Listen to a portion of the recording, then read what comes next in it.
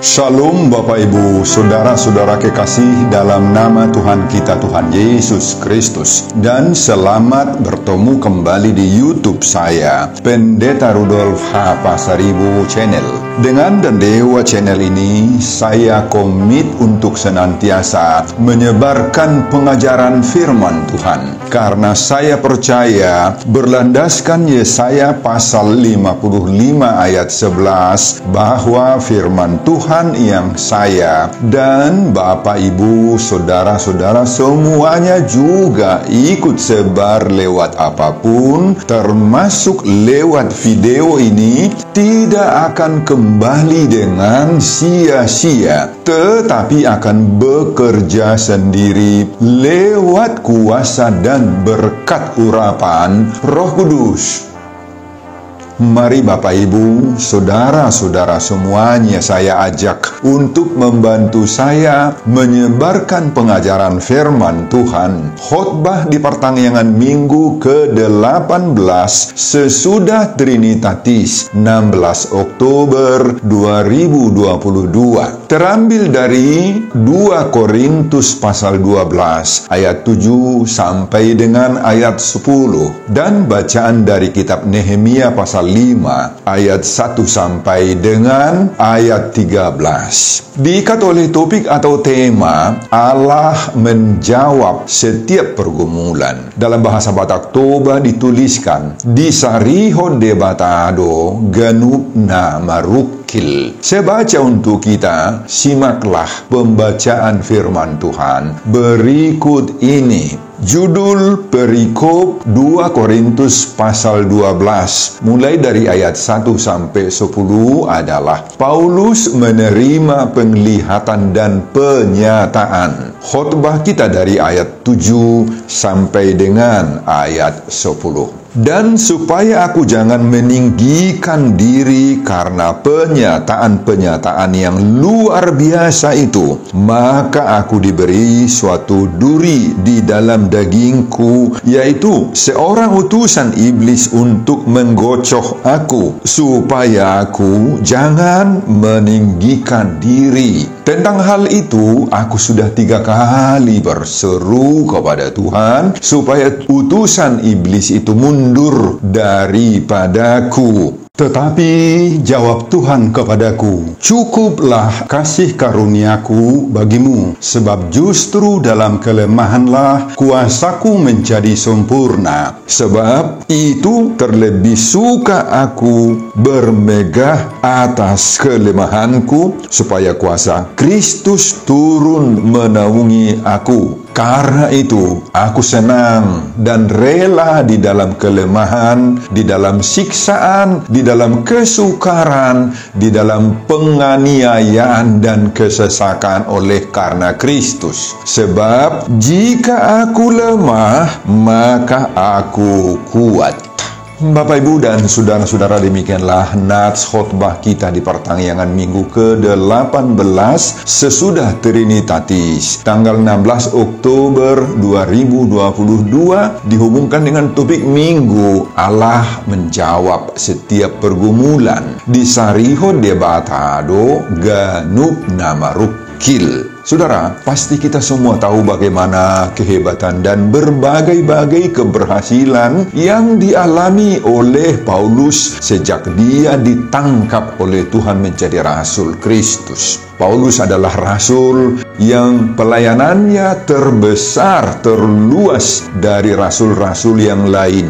Dia juga sangat banyak melakukan mujizat, keajaiban-keajaiban. Dia pernah membangkitkan orang mati. Dia selamat dari serangan ular berbisa. Dia pernah selamat dari kapal tenggelam dan lain-lain. Kemudian pada Kisah Rasul-Rasul pasal 19 ayat 11 sampai 16 disebutkan bahwa lewat pelayanan Paulus lah Allah mengadakan mujizat-mujizat yang luar biasa. Ketika orang membawa sapu tangan atau kain yang pernah dipakai oleh Paulus dan meletakkannya atas orang-orang sakit, maka lenyaplah penyakit mereka dan keluarlah roh-roh jahat. Paulus juga mengalahkan kuasa-kuasa setan dan tukang-tukang jampi yang muncul dalam diri 7 orang anak-anak Skewa. Khusus dalam pasal 12 surat Korintus kedua ini, mulai dari ayat 1 sampai 6, kita baca bagaimana pengalaman Paulus yang sungguh-sungguh amat spektakuler sekali. Paulus diangkat sampai ke tingkat 3 dari sorga dan menerima penglihatan yang luar biasa dari Tuhan. Saudara, namun dalam khotbah kita ayat 7-10 ini, Paulus menyaksikan betapa lemahnya rupanya kehidupannya karena ada duri dalam dagingnya. Dalam bahasa Batak Toba, duri dalam daging ini disebut dengan basir-basir. Saudara, dalam suratnya kepada jemaat di Korintus ini, ia menceritakan bagaimana ia memohon kepada Tuhan agar basir-basir ini, duri-duri dalam dagingnya ini diambil, dikeluarkan, diusir oleh Tuhan. Dan doa permohonan seperti ini tidak hanya cuman sekali Paulus memohonkan, namun sampai 3 kali, Bapak Ibu. Tetapi apa jawaban Tuhan kepadanya? Meski sudah 3 kali mendoakannya, Tuhan tidak mengabulkan. Tuhan mengatakan, cukuplah kasih karuniaku bagimu, sebab justru dalam kelemahanlah kuasaku menjadi sempurna. Saudara, tentu saja ada banyak tafsiran orang tentang hakikat basir-basir duri dalam daging diri Paulus ini. Ada yang mengatakan itu adalah penyakit yang dialami oleh Paulus. Bahkan ada juga yang menyangka bahwa Paulus kurang beriman atau ia mengalami hukuman Tuhan karena dosanya. Namun apapun tanggapan orang terhadap pengalaman Paulus tentang duri dalam daging ini, Paulus menceritakan terus terang apa adanya saja tentang pergumulan serta jawaban Tuhan atas dirinya. Dari penjelasan Paulus ini kita bisa memahami bahwa penyertaan Tuhan itu tidak terbatas. Saudara, kehadiran duri dalam daging, basir-basir dalam diri Paulus ini memberi gambaran bagi kita semuanya bahwa di balik keberhasilan, kesuksesan, dan semua kuasa yang diizinkan oleh Tuhan terjadi dalam hidup Paulus, maka Allah juga mengizinkan adanya duri dalam daging, basir-basir di dalam hidup Paulus dan di dalam hidup setiap orang percaya, termasuk kita semua pendengar, apalagi hamba-hamba Tuhan. Tetapi meskipun Tuhan mengizinkan hadirnya basir-basir duri dalam daging ini, entah itu dalam wujud masalah, dalam wujud penderitaan, pergumulan atau kelemahan, kebiasaan-kebiasaan buruk dan lain-lain, tetapi Allah juga memberi penyertaan yang tak terbatas bagi Paulus, bagi kita, bagi para hamba-hamba Tuhan dan setiap orang-orang percaya. Maka oleh penyertaan yang tak terbatas dari Tuhan inilah, Bapak Ibu, kita dimampukan oleh Tuhan tetap dapat bertumbuh, dapat berbuah dalam hidup sehari-hari kita di berbagai-bagai lapangan hidup, dalam pekerjaan dan usaha kita, maupun dalam pelayanan-pelayanan, meskipun melewati berbagai-bagai tantangan dan pergumulan yang tidak mudah kita hadapi. Kelemahan, masalah, pun penderitaan yang kita hadapi bukan berarti Tuhan telah menjauh dan meninggalkan kita. Oh, bukan. Kelemahan atau masalah dan penderitaan yang kita hadapi bukan berarti bahwa Tuhan tidak lagi melindungi kita. Pengalaman Paulus ini memberi dorongan bagi kita sekarang bahwa kuasa Tuhan justru mengalir dan dinyatakan secara sempurna saat kita sedang dalam kelemahan-kelemahan kita. Sehingga kita bisa menjadi orang-orang Kristen atau hamba-hamba Tuhan yang luar biasa seperti Paulus ini. Kita sungguh yakin bahwa Allah menjawab setiap pergumulan. Di Sariho Debatado Ganuh nama Rukil, sebagaimana seruan topik minggu ke-18 sesudah Trinitatis ini.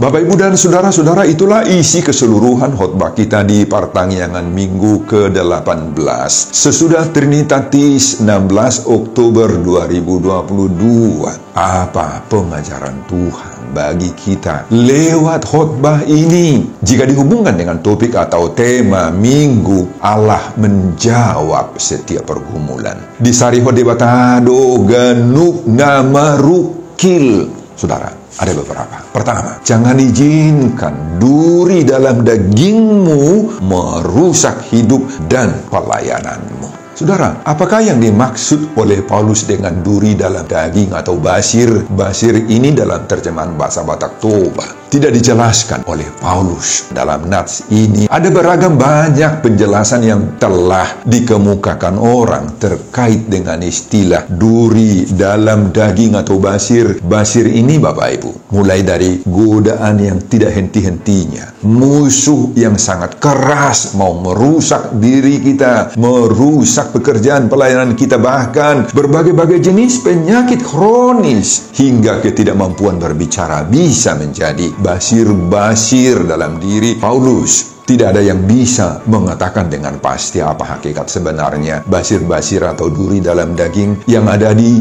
dalam diri Paulus ini, apalagi dihubungkan dengan ungkapan seorang utusan iblis untuk menggocok aku, sebagaimana ayat 7. Tapi pandangan umum menyebut bahwa itu menunjuk kepada penyakit yang bisa saja menyerang fisik Paulus secara tiba-tiba atau sudah kronis, bisa muncul dalam setiap saat. Saudara, meski sulit kita pastikan berdasarkan konteks perikop khotbah kita ini, maka sebutan basir-basir atau duri dalam daging ini berkaitan dengan segala bentuk kesulitan-kesulitan yang mengganggu, yang merintangi pelayanan Paulus. Pada ayat 10, Paulus menyebut beberapa di antaranya, yaitu siksaan, kesukaran, penganiayaan, dan kesesakan. Saudara, bagaimana Paulus menyikapi duri dalam daging ini? Ternyata, bagi Paulus sendiri, kehadiran duri dalam daging atau basir-basir ini dipandang sebagai alat untuk mengontrol diri Paulus sendiri. Paulus menyadari betapa perlunya kehadiran duri dalam daging atau basir-basir ini pada dirinya, yakni bahwa keberadaan duri dalam daging itu membuat Paulus tidak sombong, tidak tinggi hati, dan tidak membanggakan hal-hal yang hebat yang dikaruniakan oleh Tuhan dalam pelayanannya. Jadi duri dalam daging inilah bagi Paulus alat yang bisa mencegahnya dari kesombongan dan membanggakan pencapaiannya. Duri dalam daging atau basir-basir ini bagi Paulus menjadi pengingat bahwa Paulus punya kelemahan, kekurangan, punya keterbatasan, dan seterusnya diingatkan oleh duri dalam daging ini agar Paulus membutuhkan senantiasa ketergantungan kepada Tuhan. Saudara, sama seperti Paulus, kita semua juga boleh saja memiliki di dalam diri kita duri dalam daging atau basir-basir ini juga, Bapak Ibu. Duri dalam daging yang terdapat dalam diri kita boleh saja dalam wujud penyakit-penyakit tertentu yang tak kunjung sembuh-sembuh, atau masalah-masalah yang tidak kunjung selesai, masalah rumah tangga, masalah pariana konon, masalah ekonomi, keuangan, hidup sehari-hari kita, dan bahkan kebiasaan-kebiasaan buruk yang menompang di dalam diri kita. Bapak, Ibu, dan saudara-saudara, semua ini membuat kita lemah tentunya, akan menghambat dan membatasi pergerakan kita seperti Paulus di sini.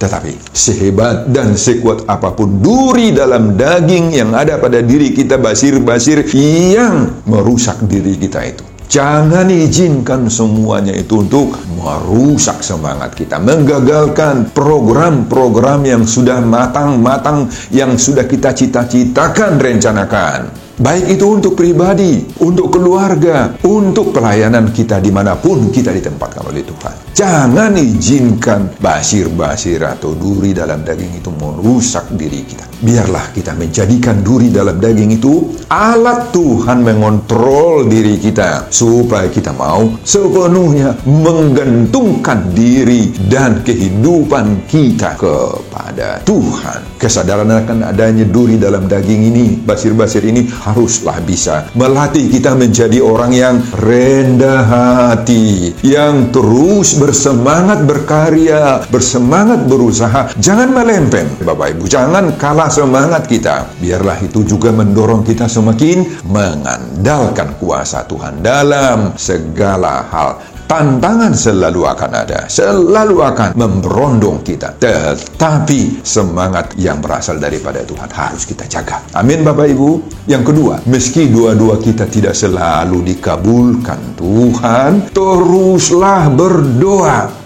Saudara, pada ayat 7 dan ayat 8 Paulus terus bergumul membuang duri dalam daging basir-basir yang bertengger dalam hidupnya. Bukan sekali, dua kali saja, tetapi sudah 3 kali dia berdoa meminta supaya utusan iblis itu mundur daripadanya. Sudah sempurna doanya, tetapi itulah Tuhan tidak mengizinkan. Apa kata Tuhan? Tuhan tidak mau mengeluarkan duri dalam daging itu dari dalam hidup Paulus. Ternyata tidak dikabulkan oleh Allah. Meski sudah berkali-kali berdoa memintanya. Ini punya makna yang dalam, Bapak Ibu. Inilah realita, inilah fakta real dari doa-doa kita semua juga. Ada beberapa pengajaran dari pengalaman Paulus tentang doanya yang tidak dikabulkan dalam konteks ini. Pertama, sering sekali kehadiran masalah itu dalam hidup kita menyadarkan dan mengajar kita, serta mengingatkan kita bahwa berdoa dan berserah kepada Tuhan itu harus merupakan prioritas utama. Jika hidup ini mulus saja, Bapak Ibu, maka banyak di antara kita ya lupa berdoa, merasa dirinya tidak ada lagi yang diperjuangkan kepada Tuhan, tidak perlu lagi berdoa bagi dia. Barulah setelah kita diperhadapkan dengan kondisi-kondisi berat, sulit, usaha kita mandek dan sebagainya, maka kita bergegas untuk menekuni doa-doa kita. Jadi ada kalanya atau sering sekali justru penderitaan itulah, duri yang ada di dalam kehidupan kita itulah yang membangunkan kita dari masa-masa lupa berdoa itu.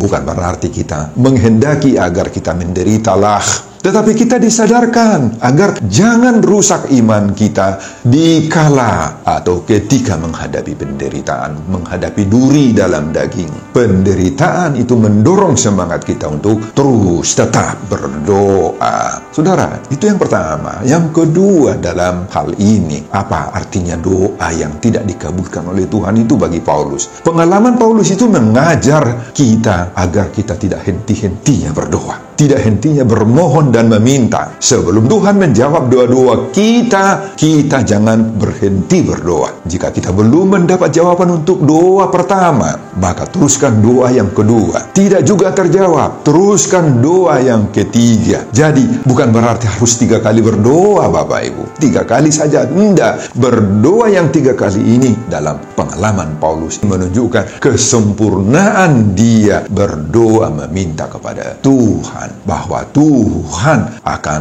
menjawab, mengabulkan, atau sebaliknya tidak mengabulkan. Ketiga, tentang doa ini, kita sungguh yakin bahwa Allah menjawab setiap pergumulan. Di Sarihot debatadu ganuk nama rukil, sebagaimana seruan topik minggu ke-18 sesudah Trinitatis ini. Pengajaran yang ketiga, jika doa tidak dikabulkan Tuhan, ada maksud dan rencana Tuhan yang terbaik. Saudara, inilah yang dialami oleh Paulus dalam khotbah ini. Ketika Paulus berdoa terus hingga 3 kali tadi agar Tuhan mengusir dari dalam dirinya duri dalam daging atau basir-basir itu, Allah ternyata tidak mengabulkan doa permintaan Paulus ini. Tuhan justru mengatakan kepada Paulus, cukuplah kasih karuniaku bagimu, sebab justru dalam kelemahanlah kuasaku menjadi sempurna. Apa artinya itu? Allah bukan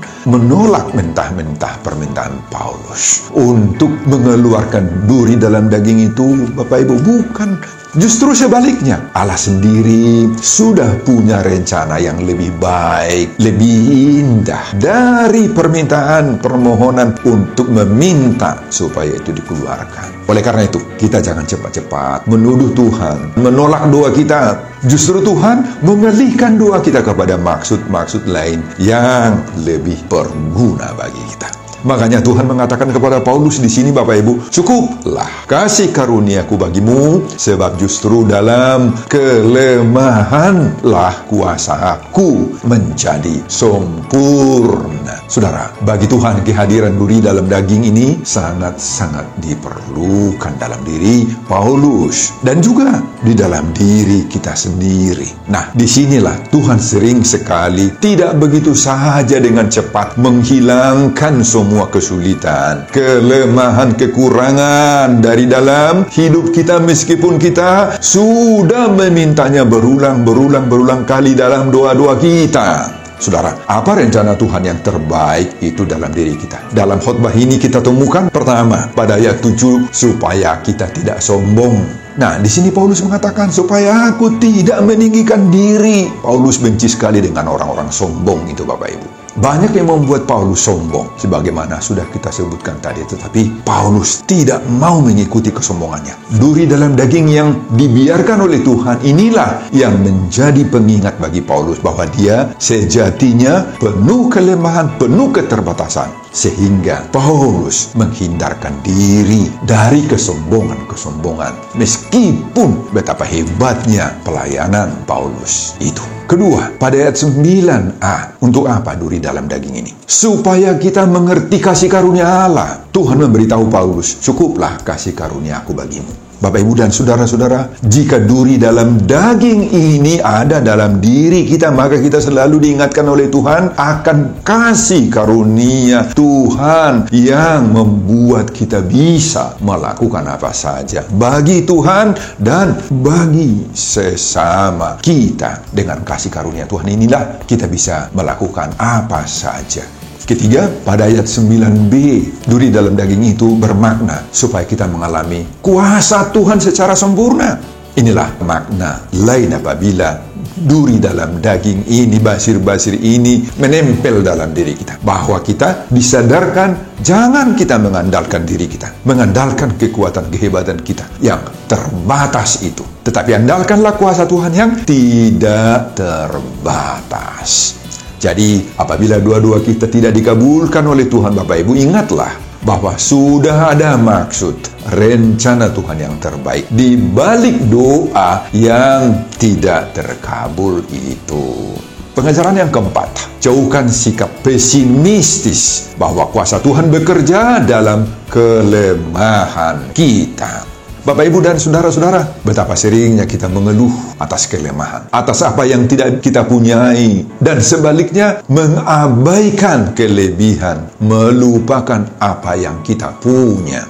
Kelemahan-kelemahan inilah yang kita lebih-lebihkan, Bapak, Ibu. Terlalu sering pikiran dan bayangan kita hanya terfokus pada duri dalam dagingnya, dalam keterbatasannya, dalam kekurangan, kelemahan-kelemahan kita. Akibatnya sangat fatal. Hidup kita terlalu kuat dibentuk oleh rasa pesimistis dalam hidup ini. Kita merasa percuma berjuang dalam hidup ini, nggak ada lagi gunanya. Ini semua kita katakan, kita sudah mudah menyerah, mudah kalah sebelum bertanding. Pengalaman Paulus ini menyadarkan kita sekarang bahwa betapapun ada kelemahan, ada ketidaksanggupan diri kita, ada keterbatasan, kekurangan-kekurangan, dan bahkan ketidaklengkapan hidup kita secara fisik. Tetapi dengan itu semuanya bisa dipergunakan, dipakai, dimanfaatkan oleh Tuhan untuk menyatakan kuasa Tuhan lewat keterbatasan kita itu.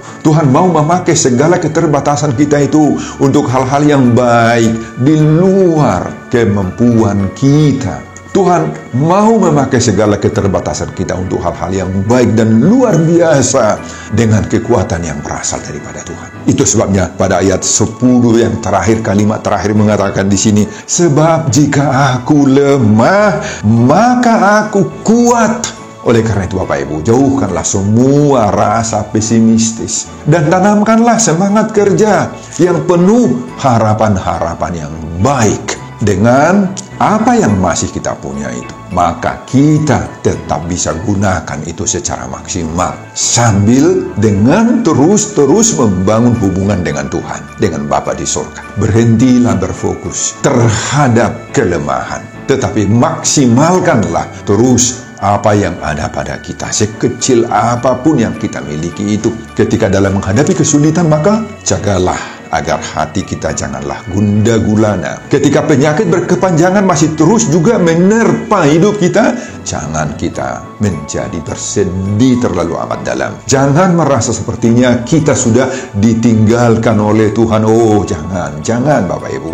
Berharaplah sepenuhnya akan Tuhan, maka terjadilah mujizat daripada Tuhan itu. Yakinilah seruan topik minggu ke-18 sesudah Trinitatis ini. Allah menjawab setiap pergumulan. Disari hode batado, ganup nama rukil. Ini bisa menyemangati kembali semangat baru kita bersama dengan Tuhan.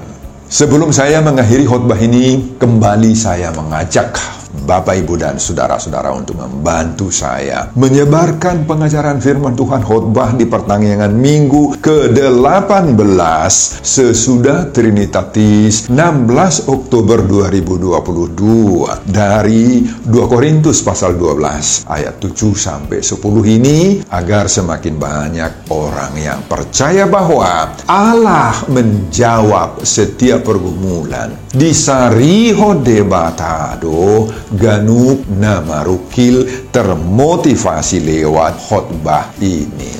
Simak juga video-video khotbah saya yang lain agar Bapak, Ibu, dan saudara-saudara semuanya memiliki sentuhan dan pemahaman rohani yang semakin diperkaya. Buka di YouTube saya, Pendeta Rudolf H. Pasaribu Channel. Selamat mengikuti pada pertanyaan bagi kita semuanya. Tuhan Yesus memberkati kita. Shalom, horas, amin. Bapak, terima kasih untuk firman yang Engkau berikan kepada kami saat ini. Berkatilah khotbah, berkatilah firman-Mu yang kami dengar ini Tuhan. Biarlah setiap pendengar khotbah ini mendapat pengajaran berharga. Berkati juga hamba-Mu Tuhan dalam persiapan khotbah berikutnya. Dan semuanya ini saya peruntukkan demi kemuliaan, hormat bagi nama Tuhan. Di dalam nama Yesus Kristus saya berdoa dan mengucap syukur. Terpujilah nama hari ini dan untuk selama-lamanya. Amin.